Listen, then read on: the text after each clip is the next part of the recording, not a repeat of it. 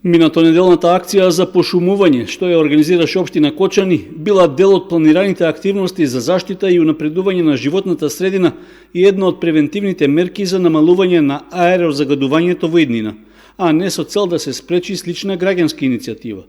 Такво е објаснувањето на градоначалникот Николчо Илиев, откако на социјалните мрежи имаше коментари и обвинувања од и локалната самоуправа ја презела идејата за пошумување. За акцијата беа обезбедени околу 1300 садници, за што били известени сите заинтересирани граѓани да се приклучат во пошумувањето. Видов, односно слушнав, информиран сум дека на социјалните мрежи се објавени повеќе невистини. Навистина категорично одбивам дека се работи за некаква наша идеја, да на некој украдеме идејата или иницијативата за пошумување. И лично сметам дека ние покажавме и докажавме дека не зборуваме, туку ги решаваме проблемите и ако има проблем, тогаш седнуваме и разговараме и го решаваме.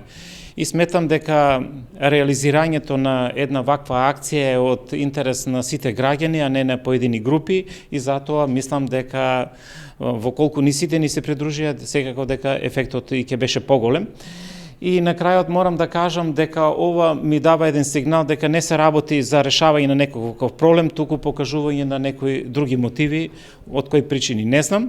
Според Илиев, општината посредувала да се обезбедат дополнителни количини садници, за да може да се реализира и граѓанската иницијатива за пошумување.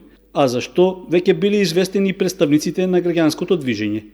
Од националните шуми и Министерот за земјоделие излегува во пресрет и обезбедивме 1000 садници и веднаш беа обавестени дека садниците беа обавестени, дека се обезбедени, меѓутоа тие во тој момент ги одбија, на што ние категорично одговоривме дека садниците ќе бидат резервирани до вторник, до денеска, во колку се јават, ќе бидат доделени и секако во соработка со национални шуми ќе биде одредено подрачје каде ќе биде извршено пошумувањето и еве денеска очекувам дека тие ќе искористат таа шанса и ќе се јават да ги подигнат садниците, а понатаму во текот на утрешниот ден или во текот на неделата да заедно со национални шуми ја определиме локацијата за пошумување и во недела или кога тие мислат да ја направат оваа акција.